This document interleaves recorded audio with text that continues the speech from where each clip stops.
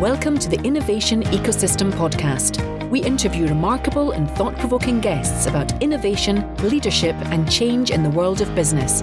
Whether you're an executive or an entrepreneur, our objective is to help you and your organization create an entrepreneurial culture, become more innovative, and better able to respond to change. Each week, we'll deconstruct world-class performance from the arenas of business, academia, science, and sports. Each week, you can expect key insights, fresh perspectives, and proven tools you can use straight away to make you more successful professionally and personally. With your hosts, Mark Bidwell and Roddy Miller.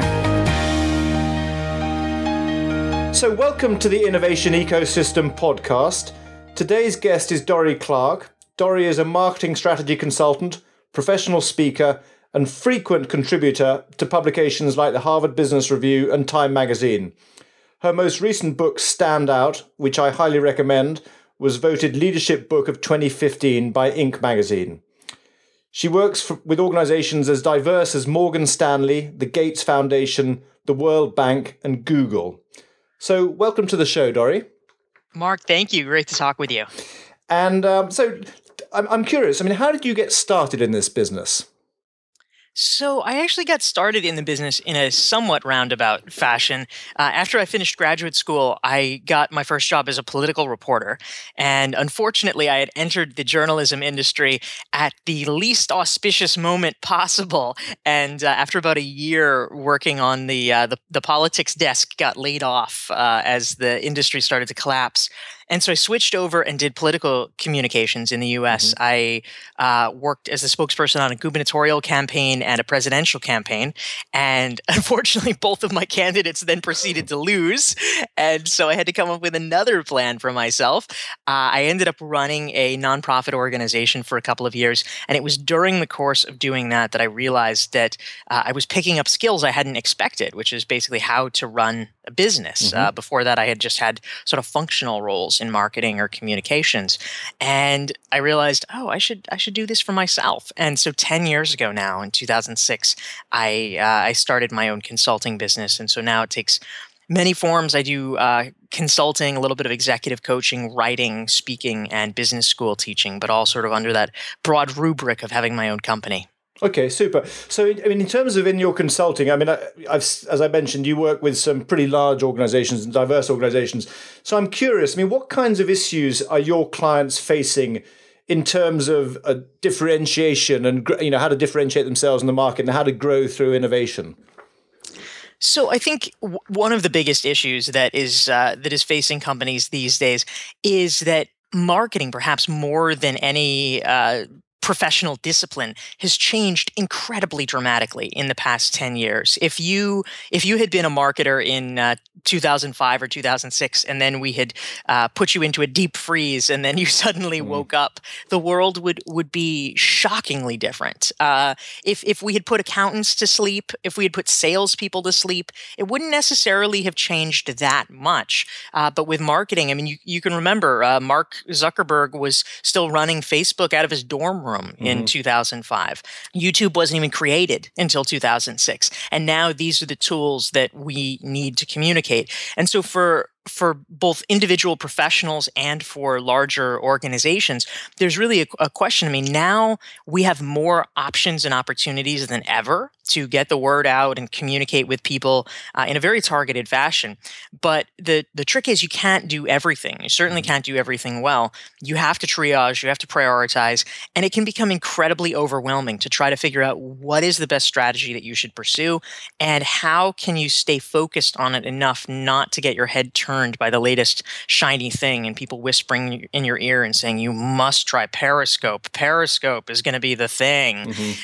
So I think that the fundamentals of marketing have stayed the same in that you need to understand who your customer is, who your target audience is, and figure out the best way to communicate with them. But that's gotten much, much more difficult because instead of 3 or 4 choices, let's say, you have 300 or 3,000 choices that you have to make. And so I help try to guide people through that in a responsible and ROI-driven fashion, and also help executives as well simultaneously think through in this noisy world how they can be best positioning themselves, because in the past, when there was a lot of longevity in terms of people's corporate tenure, you could basically say, all right, well, the adage, oh, just work hard, it'll take care of itself.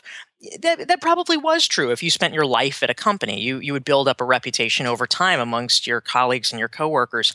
But now people are changing jobs, they're changing industries, there's mergers, there's acquisitions. You cannot bank on the fact that the people that you're working with or doing business with will just know you or have heard about you. You need to be a little bit more conscious about how people are seeing you and making sure that they really are understanding and appreciating what your actual talents are. I mean, it's interesting because as you say that, so there's obviously the professional tenure is much shorter potentially, but also an organization's tenure as a leader in a segment is at risk of. I mean, I think the average life of a company on the Fortune 100 is just it's E-rooms. Well, it's Moore's law again, I guess, isn't it? It's declining significantly. So it's not just at the level of the individual, but I guess companies are also facing huge risks of becoming redundant to their customers. I mean, do some of your clients recognize that, or is that only in certain parts of the economy? No, absolutely. I mean, disruption really is everywhere, and I've certainly worked on both sides of that. I mean, right now I'm advising a company that is one of the much vaunted Silicon Valley unicorns, and they are one of the prime agents of disruption. But on the other side of the ledger, there's many companies and many industries that are faced with a legacy business model where they're trying to figure out how do you adapt, how do you move forward. I think these are more common issues than not these days. So I'm curious because I mean, it's without going into too much detail. I mean, what do you see in terms of the mindset when you walk into client A, the unicorn, versus client B, the legacy company? What's different in terms of the mindsets of the people leading those organizations? Well, I think that's a really good question. I mean, ultimately, I think, of course, there's a lot of variety. Probably there's more variety within each pool than there is differences between the two. I mean, just as, you could say there's more differences between men themselves rather than like men versus women. So we don't want to generalize too much. But I would say that if you're looking at the sort of more typical traditional mindset, the sort of archetypal legacy business mindset, it's a fixed mindset. It's, okay, here's our business and we need to optimize it. Here is our business and this is how it has worked. How do we make it better? How do we get an extra 10%? How do we create greater efficiencies? How can we win business away from the competition, et cetera? All good questions, all good things to be thinking about. But the unicorns, the disruptors, are starting very differently. They don't have a fixed notion of what their business model is. They're inventing their business model. So they have the freedom and flexibility to sort of play with that a little bit. I think it doesn't box them in as much. And so the question more often, interestingly, is it's certainly not, how do we get an extra 10% here? What they're thinking in Silicon Valley, and sometimes it leads to amazing results, and sometimes it leads to pretentious grandiosity. Is they're saying, "How do we 10x this? How do we go exponential?" And everybody wants to be Elon Musk, and that can create. I think asking those questions is very valuable. I think that not every business, not every product line is necessarily right for that, but I do think it is a useful framework to at least ask yourself, could we be thinking bigger? Could we be able to see this problem in an entirely different way? Yeah. Well, because one of the things you wrote about in your most recent book, Standout, which really resonated for me, was you wrote, you can't afford to see problems the way everyone else does. Difference becomes your competitive advantage. So, I mean, what does this mean for, again, for the legacy company, for instance? I mean, how does this play out in terms of how execs and entrepreneurs might be thinking about their markets? Or what could they do actually to actually embrace difference and bring diversity of thought or perspective into their worlds, if you like? Yeah, absolutely. So I think it's a really useful starting point. There's a couple. One is if we look at the individual level, you as an executive, I think that it's very useful to begin to ask yourself the question: what is it about you that is different? What is it about you that enables you to see the world differently than other people? Because that might provide clues, sort of a trail of breadcrumbs that can lead you to think about different market opportunities. For instance, I have a friend named Erica Dewan who wrote a book last year called Get Big Things Done. And she cites an example that I really like. And it was about Doritos, the snack chips. They have those in England, right? Yep, they do. Yeah. So anyway, they released a new product, and it was it was guacamole flavored Dorito snack chips. And this was a huge hit. This was really big, and great thing for the company. And so Erica has this exercise where she asks, okay, so what department in Doritos do you think came up with this idea? And so everybody's, calling out, okay, well, marketing came up with it. And no, sales came up with it. No. Okay, is there an innovation department? Did they come up with it? No. And so you go through everything you could possibly think of. And the people who came up with it, it turns out, is the Latino employee group. Okay. It was literally this sort of little sub function created under HR where it's like the Latino affinity group, and they're like, hey, why don't we have guacamole chips? And everybody loved it. So similarly, just thinking through how what your difference is, whether it's that you're a Latino employee and you are all about guacamole, or if you have a different perspective. Maybe you went to different schools, maybe you have different hobbies, maybe you have a different cultural background, whatever it is, but that might give you some insights. And so let's transport that into the corporate level. If you are a company, you want to really go back to first principles and say, what can we do differently? What are we enabled to do differently? I remember when I was in college, I had a sort of experience that left an impression on me. I was interning at an advertising agency, and we were doing a pitch for a sneaker company, and we actually didn't end up getting the pitch, which was really too bad. But I thought that the campaign that they proposed was actually really excellent. And this was like a second-tier sneaker company. It was going up against Nike, which was and is the big dog in the field, and we knew that Nike had all the money. They had all the star endorsements. They had Michael Jordan. They had everybody. And we're not going to compete if we're playing the same game as them. We would just get whoever the secondary suckier version of Michael Jordan is, if we wanted a celebrity spokesperson. And so they said, all right, well, how do we turn that to our advantage? And the pitch that they came up with was, all right, Nike is the brand of the pretty boys. Nike is the brand of the people that get paid $100 million to play sports. We are the brand of the weekend warriors. We are the brand of the people who are so authentic, who are so passionate. You don't get paid any money at all. That's okay. You're doing it for the love of the game, not for the money. We're the brand of the people. And so it's finding that difference, that weakness. In fact, this is something that I talk about in my book, Reinventing You, that you have to take a difference, which may in fact initially present as a weakness. Because if you're looking for advantages, the fact that you have a lot less money than Nike, that certainly looks like a disadvantage. But how do you flip it on your head and make it be an advantage? So that's what we need to do. Yeah. And so, I mean, some of the listeners, for instance, are sitting in large organizations, sitting on a good idea, or sitting on an interesting business model, or sitting on a way of working which they feel can make a big difference in their organization. How would you suggest that they think about developing that and actually moving that into the organization and having the impact that they think it has the potential to do? So I think that just as there's the myth that has been debunked that just work hard and everything else will magically happen, the similar thing is you can't just have a great idea and then assume that all you need to do is just tell people and they will bow down and say, yes, that's an amazing idea. Of course we're going to do that. You sadly, it usually does not work that way unless you are literally the company's CEO. You need to get people to buy into it. And so how do you do that? And one way that I will suggest, I actually wrote a piece a couple years ago for the Harvard Business Review. Folks can Google it and get it for free if they'd like. It's called A Campaign Strategy for Your Career. And it's sort of based on my time working in politics, working in electoral politics. And I try to draw parallels between how a political campaign is executed and how you need to be thinking about your professional career and how to build influence in it. And so one of the strategies that I talk about in there is called power mapping.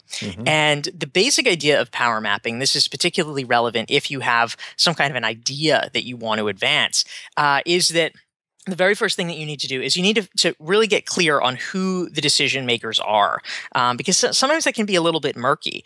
You might think, oh, well, it's my boss that I need to persuade. But the truth is, it may not just be your boss. Your boss may have to bring it to a committee. It may have to go to his boss. And so you really want to do your homework. And, you can just get this by asking around and asking questions. But who ultimately decides? And you start with that. And then you work backwards from there, and you literally create a map with circles and lines and whatever, and try to map out what is your relationship level with these people. And you can code it green if your relationship is really good and really strong with them, yellow if you know them a little bit but not that well, and red if they just have no idea who you are and you have no relationship.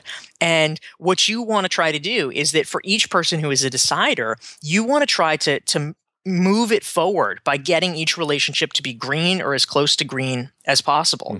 And if someone is really hard to get to, maybe you can't influence them directly yet, but maybe you can influence the people who influence them. And so you want to bring it out to the second or third levels.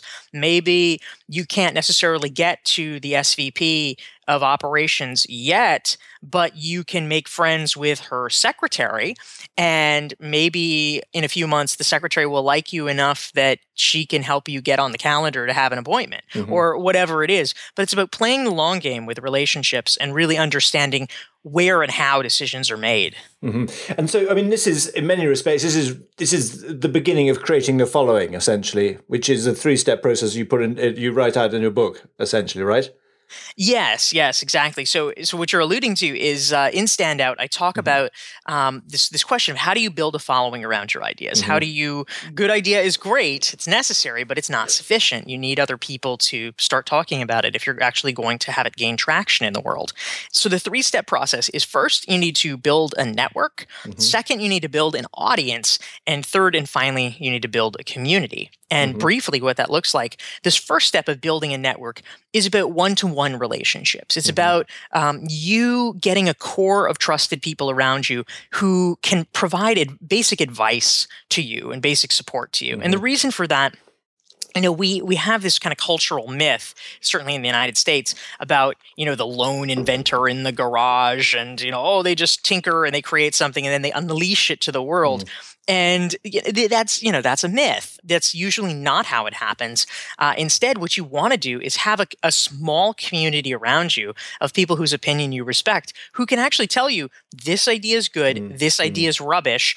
Focus here, that's important. So you build your network so that you can get that kind of crucial early feedback.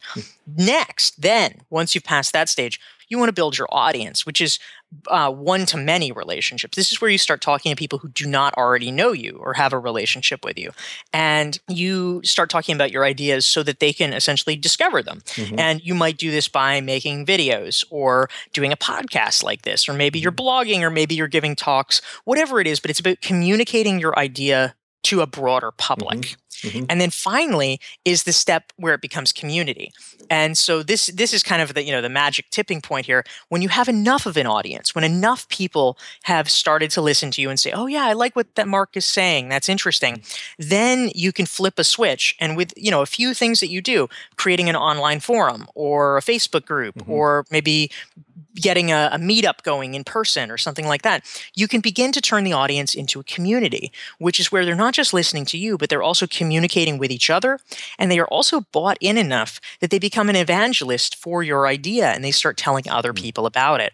And this is a really crucial step, of course, because if you really want your idea to catch fire, you can never be the only person talking about it. Yeah. No idea in history has been successful because literally one person was talking about it. I mean, even Jesus had apostles. Yeah. So you need people to help spread the word. I mean, it's interesting as you talk through that process, Dorie. I mean, that's exactly the process that I used when I set up and led a large business in a large organization. I mean, we didn't do podcasts, but we made videos. We shared the idea with very disparate functions. So and we created a following essentially. And I think the insight, as you say that to me, is that that the model is clearly one that is better oriented towards someone building a following in the bigger wide world. But in a large organization, the steps work exactly the same, and even the technologies are probably very similar as well. Absolutely.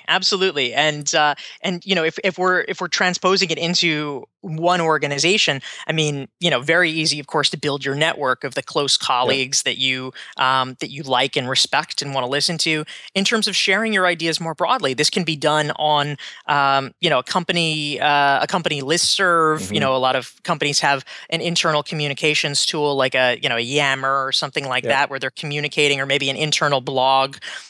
Those are great ways to do it, and building your community. I mean, it's actually even easier. You can have lunchtime meetups of people who are interested in XYZ topic, and just bring them together, and before long you're able to get some momentum going. But and of course these are skills that are equally valuable, as you alluded to at the beginning, as careers change far more quickly than they used to perhaps in the previous generation. So these are useful skills that prepare you for the inevitable potentially of when you have to reinvent yourself. Yes, exactly. So this is fascinating. I'm wondering, just going back a little bit to the process that you went through where you developed your first book, the thinking around the research you did. You interviewed a number of very, very interesting people like David Allen, Robert Cialdini, Tom Peters, and I'm curious. I mean, what insights did you gain from that process, and less about the end product, which was the your methodology. I'm more interested in what struck you as you're going through that, because it's quite a diverse group of people, and it's also a group of people who presumably have got some quite unique perspectives on things. Yeah, absolutely. One of my favorite takeaways from the book, actually, this is one that has sort of lingered, especially because as I've gone and talked to audiences about Stand Out, I get a lot of comments from people or questions. They say, "Oh, this is great, but I'm busy." Clearly unlike everyone else. Yep. And so what do I do if I'm too busy to spend time, creating thought leadership or taking action on this? And so David Allen, the master productivity expert, he had an expression that I really loved, and it's almost like a Zen koan, because you can just think about it a lot and turn it over in your head. And what he said was, you don't need time to have a great idea, you need space. And I think that is actually a sort of profound thing, and it's sort of an explanation for kind of a raison d'etre for his work, which is about, how do you simplify, how do you clear the decks, and why is that important? And, where this came from for him was, for years he was working with executives. I mean, he had been a coach for 20 plus years prior to writing his first book, Getting Things Done. And what he discovered is that for a lot of these executives that he was interviewing or working with, they couldn't focus. They would, theoretically be going on a strategy retreat, and their brains couldn't focus on all the things that they really needed to be thinking about and talking about, even though they were, at the proverbial cabin in the woods and, okay, now we're going to talk about the big picture issues, because their minds were so taken up with the minutiae of their day-to-day life. He said they were constantly thinking about, oh, there's all these phone calls I haven't returned, moving toward the 90s. It's like, oh, there's so many emails they haven't responded to. Oh, they have, all these meetings or these projects or these unfinished tasks. And it was just taking up so much space in their heads that even in theory, when they had all the time in the world, they were away for a weekend or a week or whatever to come up with big ideas, they couldn't do it because there wasn't space in their head. And so I think the point that David Allen made is that, a really good idea can come to you instantly. We've probably all experienced that when we've been out on a walk or taking a shower or something like that. But you need to have the preconditions in place to enable that to happen. You need to feel okay about what you're doing in that moment. Otherwise, your brain is always going to be somewhere else, and you're never going to be able to come up with good ideas. And so I think in a society where we have so much pressure to constantly be moving or to do a million things at once, that's why it's important to have systems so that you can consciously choose and say, now I'm going to focus on this, and really be able to dive in and give it your all. And I think I read in your book that you chunk out 3 or 4 hour slots to actually do some of this kind of deep work. Essentially, that's how you structure your how you drive your productivity. Because it strikes me that you are quite a productive individual. Oh, thank you. Thanks. Yeah, and it varies based on the sort of mode that I'm in or the tasks that I'm in. I'm actually, as we're speaking now, I'm in the midst of doing research for my third book, and so my days look very different. I mean, sometimes people ask a question like, "Well, what's your daily ritual, or what does your day look like?" And it's actually always different. I don't have a sort of standard thing that I always do. Because I try to work in phases. And so right now in the research and interview phase, really different. For about this next 6-week period, I am going to be doing book interviews. And so I've got one right after this, actually. I'll have done 7 this week. I'll probably have 40 plus done by the end of the month. So it's very intensive. I mean, I'm spending hours and hours a day just on Skype calls like this, interviewing people. And that's, my deep dive around the edges. I'm trying to answer emails and, get stuff in. But this is the necessary prerequisite so that I can have the material ready. And then, February, March, April, I'm going to be shifting into the sifting and reflection mode. Because once you have the material, then it's, all right, well, how do I transform it into something? And so that's the place where I need the half-day chunks so that I can be able to put it all together and figure out, all right, I'm going to be writing this chapter today.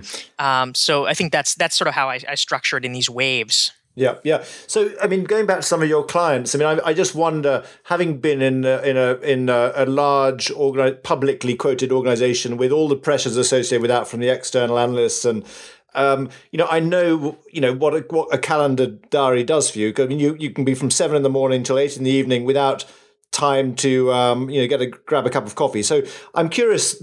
Some of your clients will be in that situation. I mean, how do they create the space to think, to reflect, to, I think David Allen also talks about creating a mind like water. If you put the system in place, then you are actually able to absorb and act on things far more proactively. I mean, what does best practice look like in this world of, I mean, I don't know how many different inputs that, are coming at us as we're speaking here, for instance. I mean, what are you seeing here in the market?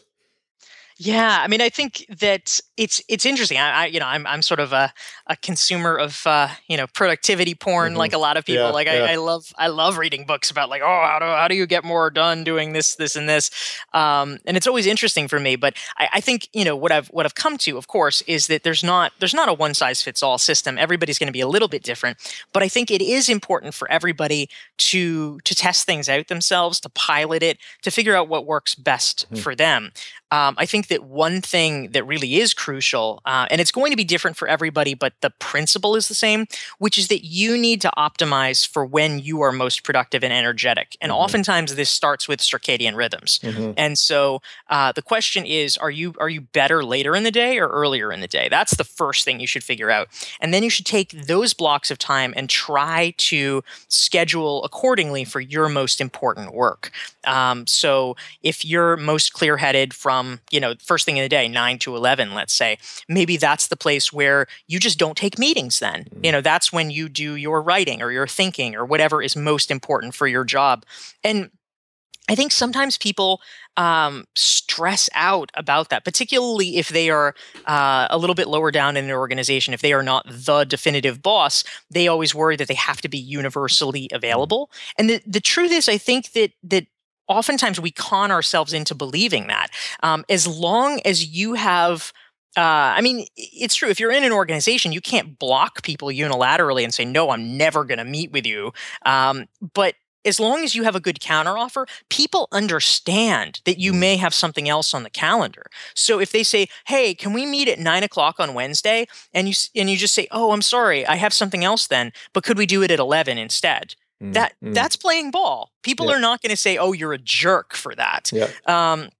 So I think, literally just taking the initiative to carve out the time on your schedule, something personally that I have done, I have found that, so for somebody, it may be that from 9 to 11 every single day, they want to block that out as their most precious time. For me, what I like best is to have days that are on days and days that are off days. And by off, I don't mean that I'm doing nothing, but I mean that it's a less high pressure day and it's one where I can do longer projects. And so I will literally sandwich all of my meetings in a week into 2 or 3 days. And I will leave 2 days where I don't have anything. And and so things may come up. I may add things to it. That's often a day where I might do something like a doctor's appointment that you need to fit in. But I'm not going to have a business meeting that day. And so I have more flexibility to be able to do a longer writing project or something that's just a little bit more intensive and complicated. Yeah. I mean, it's very similar to Dan Sullivan's concept of front of stage and backstage days, and it's a very nice distinction actually, because it changes your energy and one can be equally productive, but there are different types of energy you need to bring to those activities. Right, exactly. Just beginning to wrap up, I mean, Guy Spier was the person who introduced us, and I was curious when I saw on your website that you'd that his book, Education of a Value Investor, was one of your sort of emerging favourites. What was it that you particularly liked about Guy's story, which is quite an interesting story, of course? Yes, it really was. I got an advanced copy of Guy's book, and it was mailed to me, and I read it while I was on a cruise, and I liked it so much that when I got back, I'm like, I have to meet this guy, and so I got back in touch with which is not usually my my reaction, and so I got in touch with a publicist, and then a couple months later, when he was coming through New York, we were able to connect. But what I really liked about the book was mainly that. I think that more and more what is going to be important and necessary to break through the noise of just so much communication, everybody's writing, everybody's blogging, everybody's communicating, is just hearing a natural, authentic voice and someone who's willing to be really honest with you. And Guy's book was interesting and it was engaging, but fundamentally it was not a book from on high about, oh, here is how you should invest. It it had some interesting investment principles in it, but it was basically this sort of redemption story about a guy who, in his own reckoning, started out as a little bit of a dick, and he was able to kind of understand that and come to terms with it and become a much nicer human being and decide how he wanted to live his life in a very conscious way. And I think that telling that story, rather than trying to make yourself look perfect all throughout, is very valuable for people, because when they see that transformation, it enables them to see what's possible for themselves. And so I think, the more honesty, the more openness we have, the better, because it's just helpful to other people. So I really respected him for putting the book out there, because I think it's very, very well done. Yeah, and it's also, I mean, the other thing about it, I guess, is, I mean, a lot of the practices that he put in place subsequent are very much in line with what you propose around, well, obviously the self-awareness, but actually how do you actually start building relationships, build a network, and how, the whole idea of proximity and creating a network of people who who you can support and who can support you. So it's a great book, fascinating book. Yeah. Final question. I mean, you mentioned on your book, you've got a new book. Can you say a little bit about what's the subject and when can we expect that? Yes, absolutely. So it's early days for the book, so we probably can't expect it for another couple of years, because we know these publishing things take a while. But the book is basically about how to monetize your ideas in the new economy. So I'm tackling a whole wide range of things, but the basic idea is that studies are saying increasingly that within the next handful of years, between 5 and 10 years, more than 50% of the workforce, at least least in the United States, but probably in many Western European countries as well, will be freelance or contractors of some kind. And so as a consequence, whether you want to or not, we all have to become more entrepreneurial, and likely we need to develop multiple revenue streams. We can't necessarily count on one employer to be our be-all and end-all. And so I am going to be exploring the other ways that people can make money. And, it's a little bit of a smorgasbord. You can sort of pick what feels right to you, but I'll be exploring different ways to do it and interviewing people who have really excelled in their various strategies. So I'll be talking to people who do professional speaking, coaching, consulting, people who have done things on the internet, with affiliate marketing programs and podcasting. You may have heard of John Lee Dumas, who's a very successful podcaster. I interviewed him a couple of days ago. EO on Fire, right? That's his podcast? Yep. That's him, yes. And until he really showed what was possible, I think most people thought, oh, podcast, that's nice. You can create a little thing and maybe make $100 a month with advertising, but maybe if you build it up enough, you can get some consulting clients or something like that. And John Lee Dumas just absolutely maxed it out, and he's able now to bring in some months as much as $500,000 a month in revenue. It's just mind blowing. From what specifically? So in case anyone's interested, he actually posts his income report publicly, so anyone can see how he's making his money. But some of it is affiliate fees for various services that he recommends and has links to. A lot of it is advertising because he has a huge number of downloads, and so there's the CPM, which is the cost per thousand of what advertisers pay to reach his audience. A lot of it is he has a online community he created called Podcasters Paradise that teaches people to become good podcasters. And so people pay a membership fee for that. So he's created he has a mastermind group that people pay to be part of. So he's created a lot of diverse revenue streams that have all kind of converged in an interesting way. So I'm interviewing people who have just been able to really think outside the box in that fashion. Yep. And to what extent, and it's impossible to answer the question, but I'm just curious, how much of this is driven by new technologies, and how much versus how much is here to stay, if you like? And do you have a view on that yet?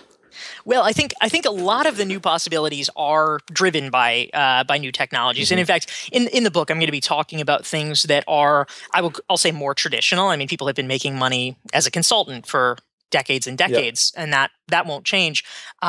Making large amounts of money on podcasts or webinars or something is a very recent vintage.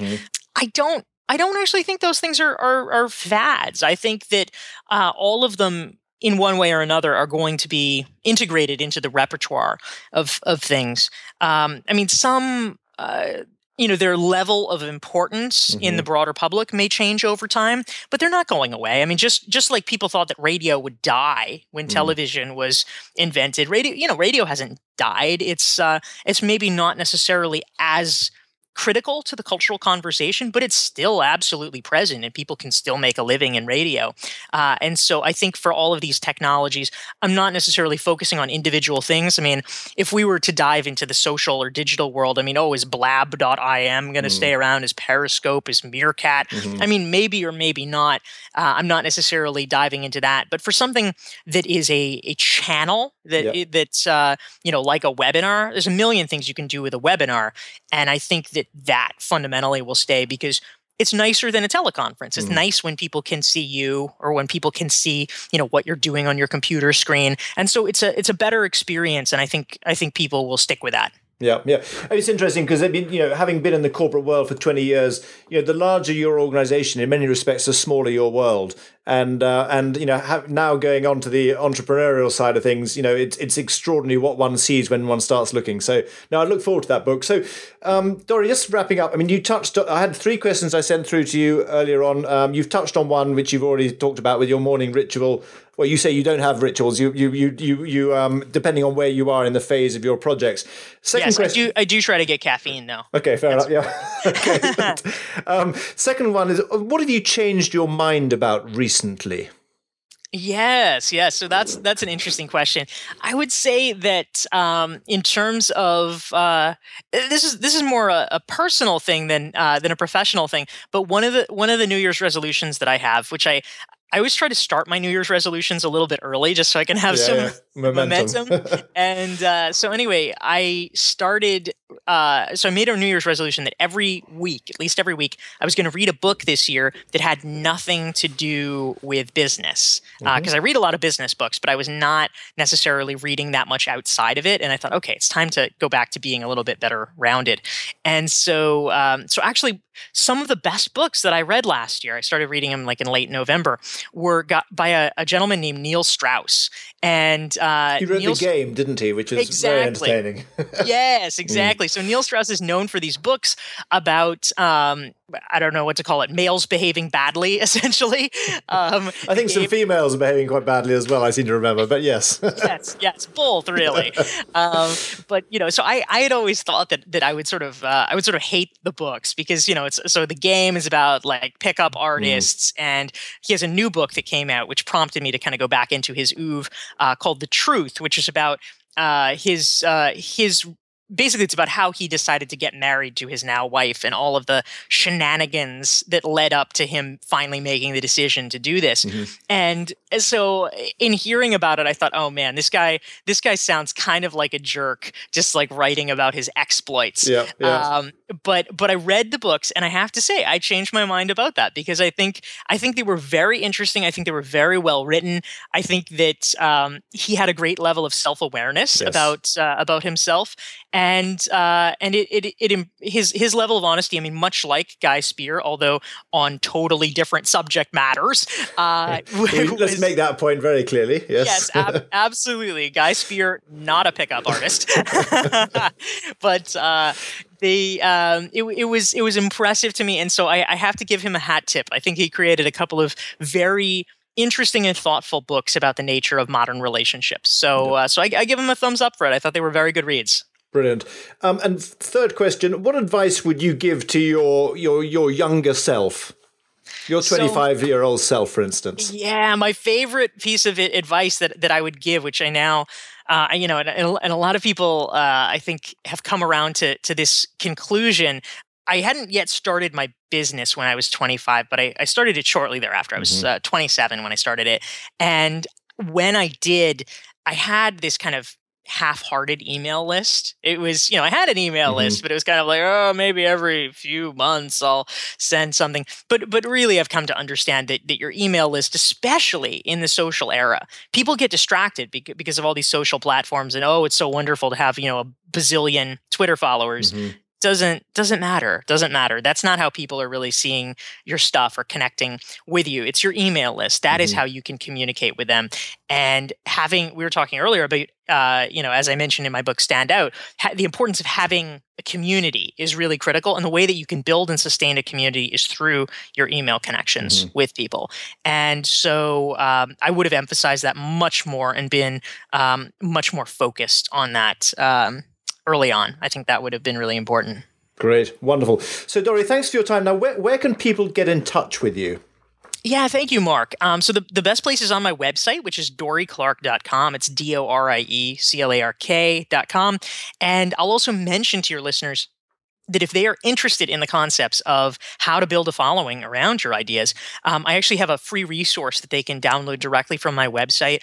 It is a free 42-page workbook that I adapted from my book Stand Out, and it's a self-assessment workbook with a series of questions that walks you step by step through how to develop your ideas and then how to share and spread them. And folks can just get that straight off of my homepage at dorieclark.com. Super. Yeah, I mean, I've looked at that, and I have to say, I wish I'd have had that several years back in the corporate environment, because it really does help you multiply and think very hard about how do you move your ideas forward. So thank you for that, Dorie. We'll put that in the show notes as well. Thanks for your time, and we look forward to hearing about your new book when it's ready to hit the streets. I appreciate it, Mark. Thank you so much. Have a good day. Thanks.